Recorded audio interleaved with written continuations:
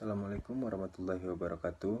Nama saya Bima Dwi Febrianto, saya dari kelompok 3. Beserta teman saya Lilis Purnawati dan Fitri Ramalia, kami akan membawakan presentasi tentang leadership atau kepemimpinan. Jadi yang pertama adalah leadership quality. Arti dari memimpin orang lain ialah membawa perusahaan dan karyawan ke arah yang didasarkan pada visi. Pemimpin yang baik mengelola orang lain dengan menginspirasi mereka. Pemimpin mengembangkan visi untuk organisasi yang mereka pimpin. Mereka menggerakkan karyawan dan organisasi menuju visi itu. Para pemimpin juga memastikan bahwa operasi dasar sebuah organisasi berjalan dengan lancar. Itu bisa melibatkan memastikan tugas-tugas kantor selesai dan merencanakan, mengatur, dan menjalankan rapat. Menjadi pemimpin yang baik membutuhkan beberapa kualitas, yaitu yang pertama motivasi. Motivasi memiliki 3 komponen berbeda. Komponen yang pertama melibatkan menginspirasi orang lain. Pemimpin yang baik memiliki kemampuan untuk memotivasi orang lain untuk mencapai tujuan. Yang kemudian yang kedua, inisiatif. Inisiatif adalah kemampuan untuk bertindak dan mengembalikan keputusan tanpa bantuan atau nasihat orang lain. Dan yang terpenting adalah motivasi, berarti memiliki tujuan. Seorang pemimpin sejati dimotivasi oleh sebuah visi dan menggunakannya untuk menginspirasi orang lain. Kualitas yang kedua yaitu keyakinan. Pemimpin juga membutuhkan kepercayaan diri. Menjadi percaya diri berarti mengetahui apa yang harus dilakukan dan mengambil tindakan. Keyakinan diri membuat orang lain merasa yakin dengan kemampuan pemimpin mereka. Dan ketiga, keterampilan komunikasi. Seorang pemimpin harus pandai dalam hubungan antar manusia. Hubungan manusia adalah studi tentang bagaimana orang berinteraksi di tempat kerja dan bagaimana komunikasi dapat ditingkatkan. Yang keempat, integritas. Integritas adalah ketaatan pada kode nilai etika seperti kejujuran, kesetiaan, dan keadilan. Integritas adalah kualitas yang paling dihargai dalam diri seorang pemimpin. Pemimpin perlu memberikan contoh yang baik dan mengikuti standar. Selanjutnya adalah mengembangkan keterampilan kepemimpinan. Pemimpin dilahirkan dan bukan dibuat. Namun sementara beberapa orang memiliki kemampuan kepemimpinan alami, yang lain dapat mengembangkannya seiring waktu. Seorang yang karisma, seperti atlet bintang dan orang populer di kelas, sering disalahartikan sebagai pemimpin yang lahir secara alami. Karisma saja bagaimanapun tidak membuat seorang menjadi pemimpin yang baik. Dan kualitas kepemimpinan dipelajari melalui pengetahuan dan pengalaman. Keterampilan dapat dikembangkan dengan berbagai cara, seperti melalui membaca buku, menonton video, dan mengikuti kursus tentang kepemimpinan, dan bekerja dengan seorang yang memiliki kemampuan kepemimpinan dan mempelajari apa yang dia lakukan, dan juga dengan bergabung dengan klub, tim, kelompok atau organisasi komunitas, dan mengambil inisiatif di sekolah, di tempat kerja, atau dengan kegiatan di klub. Ya, sekian dari penjelasan dari saya. Materi selanjutnya akan dilanjutkan oleh Lilis Purnawati. 2 gaya kepemimpinan. Yang pertama, kepemimpinan otoriter adalah gaya pemimpin yang memusatkan segala keputusan dan kebijakan yang diambil dari dirinya sendiri secara utuh dan penuh. Segala pembagian tugas dan tanggung jawab dipegang oleh si pemimpin yang otoriter tersebut, sedangkan para bawahannya hanya melaksanakan tugas yang telah diberikan. Yang kedua, gaya kepemimpinan demokratis, yaitu gaya pemimpin yang memberikan wewenang secara luas kepada para bawahannya. Setiap ada permasalahan selalu mengikut sertakan bawahannya sebagai suatu tim yang utuh. Dalam gaya kepemimpinan demokratis ini memberikan banyak informasi tentang tugas serta tanggung jawab para bawahannya. Yang ketiga, gaya kepemimpinan bebas. Gaya kepemimpinan jenis ini hanya terlihat dalam kuantitas yang kecil, di mana para bawahannya secara efektif dan aktif menentukan tujuan dan menyelesaikan masalah yang ia hadapi.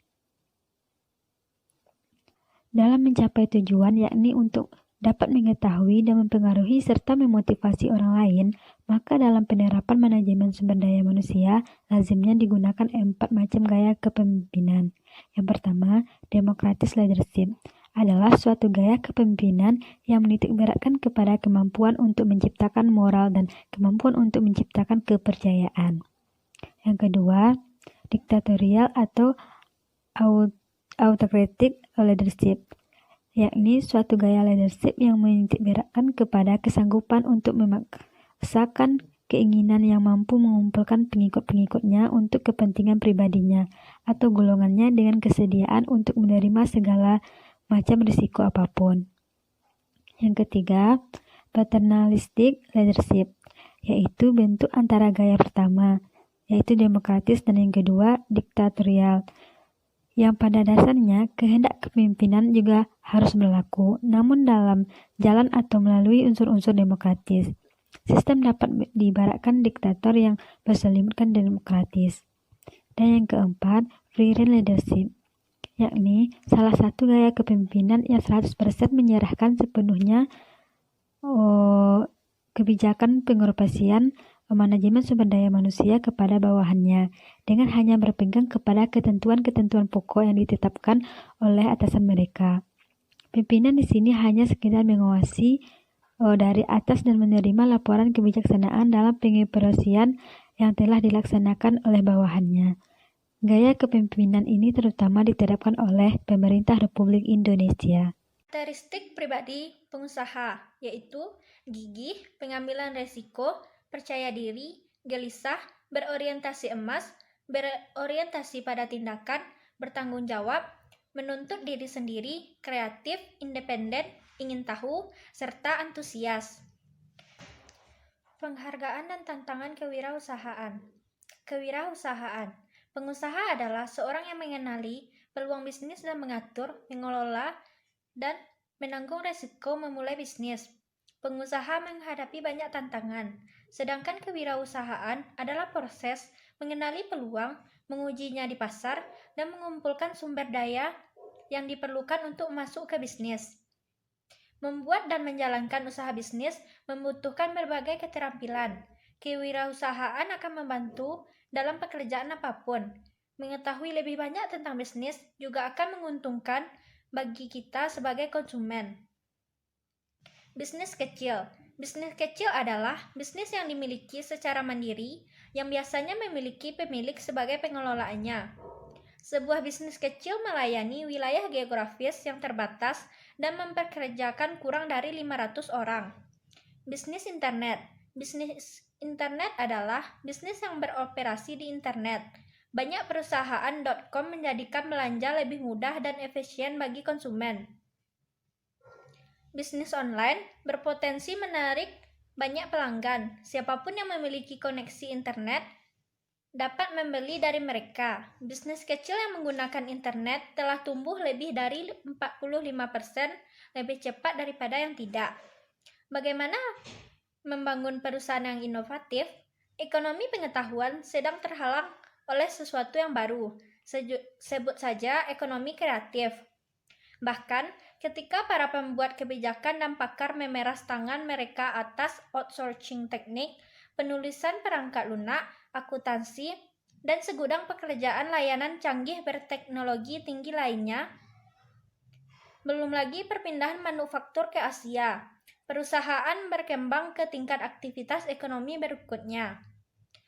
Apa yang dulunya penting bagi perusahaan, yaitu harga, kualitas, dan sebagian besar otak kiri, pekerjaan analitis digital yang terkait dengan pengetahuan, dengan cepat dikirim ke orang Cina dan India yang bergaji rendah dan sangat terlatih, serta orang Hongaria, Ceko, dan Rusia.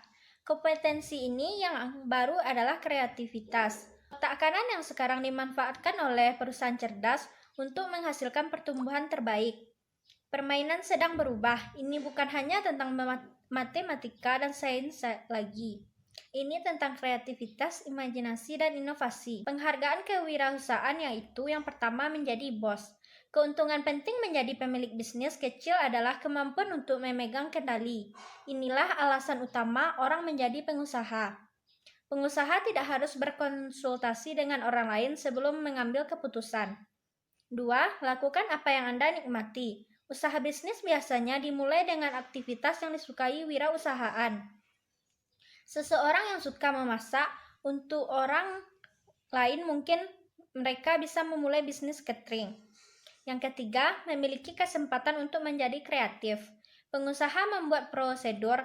Mereka mampu membuat bisnis dengan cara yang tidak bisa dilakukan oleh karyawan. Ini terutama berlaku untuk ide-ide yang berani atau kreatif. Seorang pemilik bisnis dengan ide kreatif memiliki kekuatan untuk bertindak berdasarkan ide tersebut. Yang keempat yaitu membangun perusahaan. Banyak pengusaha sukses bekerja dalam bisnis terkait sebelum memulai perusahaan mereka sendiri. Orang yang memutuskan untuk membuka bisnis harus mempertimbangkan apakah akan membeli perusahaan yang sudah ada atau memulainya yang baru. Mereka harus meneliti kelayakan usaha dan memilih bentuk bisnis untuk memulai. Selanjutnya yaitu tantangan kewirausahaan. Yang pertama, dapatkan dana untuk memulai bisnis. Kebanyakan orang harus meminjam uang untuk memulai bisnis mereka. Seringkali sulit mendapatkan pinjaman dari lembaga keuangan karena mereka prihatin tentang apakah bisnis akan berhasil dan mereka akan mendapatkan bayarannya kembali. Yang kedua, bertanggung jawab penuh untuk bisnis. Pemilik bisnis bertanggung jawab lebih dari sekedar pengambilan keputusan. Mereka harus memastikan bahwa semuanya selesai, mulai dari menyapu lantai dan membayar tagihan hingga memperkerjakan karyawan dan melakukan perbaikan.